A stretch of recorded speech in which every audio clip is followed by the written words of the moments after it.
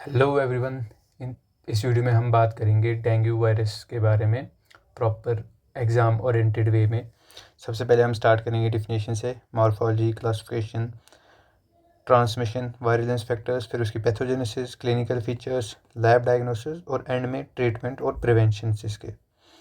सबसे पहले हम अगर इसकी बात करें डिफिनेशन की, है क्या ये? एक्यूट फेब्राइल इलनेस है, मोस्ट कॉमन अर्बोवायरस इंडिया में। इसकी फैमिली की अगर बात करें तो फ्लेविवेरिडी जीनस जो है फ्लेविवायरस है। इसका जो जीनोम है सिंगल स्टैंडर्ड आरएनए है और इनवेलपिड आइसोकॉन्ड्रियल इसकी सिमेट्री है। इसका जो नाम दिया गया आफ्टर सेवाली डिंगा, जो फस्टिडियस बोन पेन गेट है। 5 इसके स्टीरियोटाइप्स हैं डेन 1 से लेके 5 तक। जो डेन 5 है वो डिस्कवर हुआ 2013 में बैंकॉक में। ये जस्ट इंट्रोडक्शन, ये आपको एग्ज़ाम में लिखने की ज़रूरत नहीं है, मे भी कहीं ऑब्जेक्टिव आ जाए। उसके बाद इसकी मॉर्फोलॉजी की बात करें तो साइज़ जो है इसका 50 नैनोमीटर का है, स्फेरिकल इनवेलपिड है। ई प्रोटीन इसमें होते हैं जो रिसेप्टार बाइंडिंग होते हैं, जहाँ पे रिसेप्टार आके बाइंड होते हैं, फ्यूजन होती है, और सीरोटाइप स्पेसिफिक होते हैं। जो उसके मैंने को बताया, इसके सीरोटाइप्स होते हैं 5 होते हैं। तो जो ये ई प्रोटीन होते हैं ये उसके स्पेसिफिक होते हैं। NS1 जो होता है नॉन स्ट्रक्चरल होता है, की अर्ली डायग्नोस्टिक एंटीजन है। जब आप लैब डायग्नोसिस करोगे तो अर्ली डायग्नोस्टिक एंटीजन जो आपको वहाँ पे दिखेगा वो NS1 एंटीजन दिखेगा। फिर जो NS3 है ये प्रोटीएस और हेलिकेस होते हैं। NS5 जो है RNA डिपेंडेंट RNA पॉलीमरेस होता है और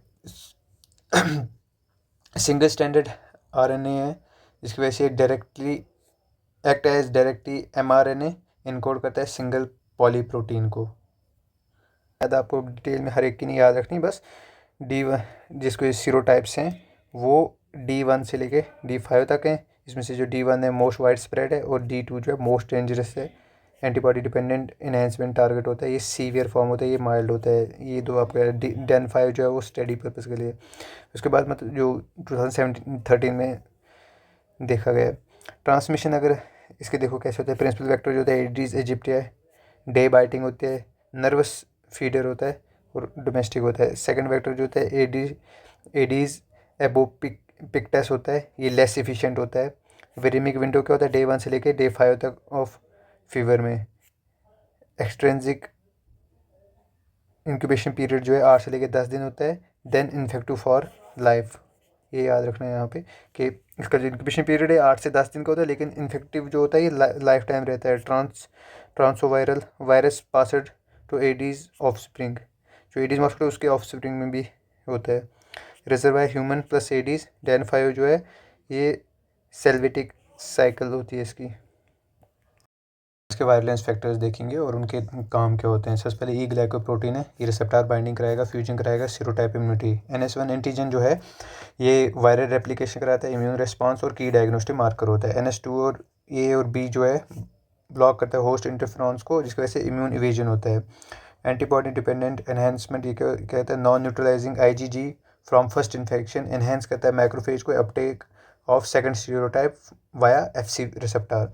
इसके बाद होता है साइटोकाइनिन स्ट्रॉम, जो है ADE को मोनोन्यूक्लियर एक्टिवेशन कराएगा, जिसकी वजह से TNF अल्फ़ा, इंटरलेकिन 6 और इंटरलेकिन 8 एक्टिवेट होंगे, जिसकी वजह से वेस्कुलर परमेबिलिटी होगी और लास्ट में प्लाज्मा लीक होगा। अब हम इसका इंपॉर्टेंट पार्ट देखेंगे जो है पैथोजेनेसिस।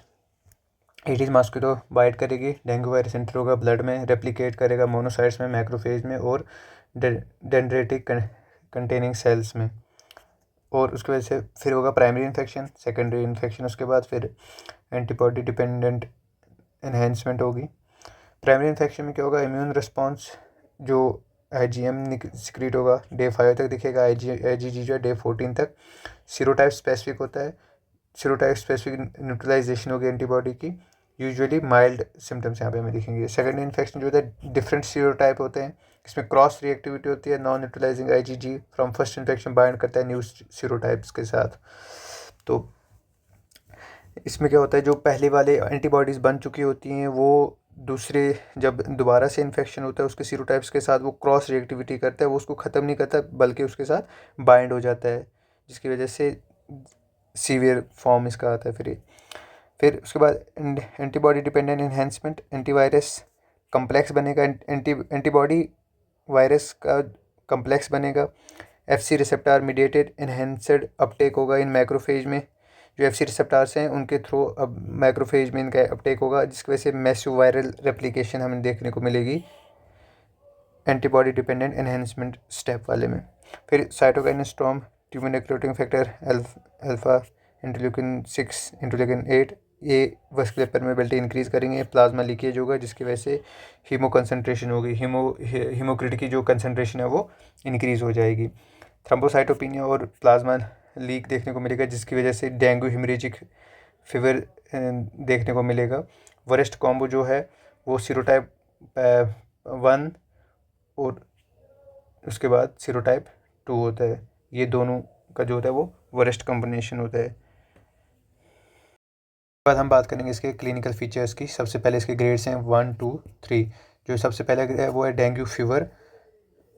तो उसमें होता है कि एब्रेप्ट बाइफेजिक सैडल लाइक फीवर होगा। पहले कैसे होगा, सीवियर फ्रंटल हेडेक होगा और रेट्रो ऑर्बिटल पेन होगा। माइलेजिया और एथरेल्जिया होगा, जो बैक बोन फीवर जिसको हम बोलते हैं, ये याद रखना। मैक्रोपेपुलर रैश होता है चेस्ट और अपर लिम्स में, मतलब मैक्यूल और पेप्यूल का कम्बिनेशन होता है उसमें। लिम्फेडेनोपैथी होगा, नौशिया और वॉमिटिंग होगा। की डायग्नोस्टिक पॉइंटर आप इसमें क्या याद रखो, बाइफेजिक सैडल बैक फीवर होता है और रेट्रो ऑर्बिटल पेन जो है इसका क्लासिक है। फिर ग्रेड 2 में हम बोलते हैं डेंगू हेमरेजिक फीवर। इसमें क्या होता है, जो डेंगू फीवर के होते हैं ये सारे फीचर्स दिखेंगे, उसके साथ साथ हाई कंटिन्यूस फीवर दिखेगा, हेपेटोमेगाली दिखेगी और थ्रोम्बोसाइटोपिनिया दिखेगा। हीमोक्रिट जो है वो रेज हुआ होगा बाय 20%। टॉर्निक्विट टेस्ट पॉजिटिव होगा और स्पॉन्टेनियस ब्लीडिंग आपको देखने को मिलेगी। कहाँ पे, स्किन में, नोज़ में और गम्स में। इसमें 4H रूल जो आपको डायग्नोस्टिक फीचर इसका पॉइंटर आपको याद रखना है कि कैसे आपको याद रखोगे। 4H रूल है, high fever, hepatomegaly, hemoconcentration, hemorrhagic platelet count less than 1 lakh और हीमोक्रिट रेज बाय 20%। फिर लास्ट में इसका जो है डेंगू शॉक सिंड्रोम ग्रेड 3 होता है। जितने भी डेंगू हेमरेजिक फीवर के उसके सारे के सारे इसमें आएंगे फीचर्स। और रैपिड वीक पल्स या नैरो पल्स प्रेशर जो होगा उसको लेस देन 20 mmHg, हाइपोटेंशन होगा और कोल्ड क्लैमी स्किन होगी, रेस्टलेसनेस होगी। तो इसमें आप याद क्या रखोगे, narrow pulse pressure less than 20 mmHg, pathogenic of dengue shock syndrome, इसका जो है क्रैंक निमोनिक आप इसमें याद रखोगे। इसके बाद हम बात करेंगे इसके लैब डायग्नोसिस में। तो इसमें क्या क्या पॉइंट्स हैं जो आपको याद रखने चाहिए। सबसे पहले स्पेसिमेन में सीरम और ब्लड लेंगे इसका डे 1 से 5 तक। NS1 और PCR के जरिए इसकी आइसोलेशन करते हैं। सीरम डे 5 के बाद लेते हैं। IgG और IgM सीरोलॉजी करते हैं इसकी। पोस्टमार्टम केस होगा तो उसमें लिवर और स्प्लीन लेते हैं। टाइमलाइन देखो, इसमें क्या होता है, डे 1 से लेके डे 5 तक NS1 पॉजिटिव होता है, PCR पॉजिटिव होता है और वायरस की आइसोलेशन कर पाते हैं। डे 1 से लेके 18 तक NS1 एंटीजन डिटेक्टेबल होता है अप टू डे 18 तक। 5 दिन के बाद जो है IgM अपीयर होता है एज ए प्राइमरी इन्फेक्शन में। डे 14 से 21 में होगा तो IgG प्राइमरी और रैपिड होता है इन सेकेंडरी में। IgM चला जाता है डे 90 के बाद, लेकिन जो IgG है वो 60 साल तक परसिस्ट रहता है। इसके बाद NS1 और सीरोलॉजी। इसमें जो आपको मेन याद रखने की ज़रूरत है वो है PRNT, plaque reduction neutralization test जो हम करते हैं, मोस्ट स्पेसिफिक और गोल्ड स्टैंडर्ड होता है इसके लिए, इसकी सीरोलॉजी के लिए। प्राइमरी IgM लो टाइटर होता है, डे 5 पे डिसअपियर हो जाता है 90 डे पे। सेकेंडरी IgM जो होता है लो या एब्सेंट होता है। IgG राइज होता है रेपिडली इंस्टेड।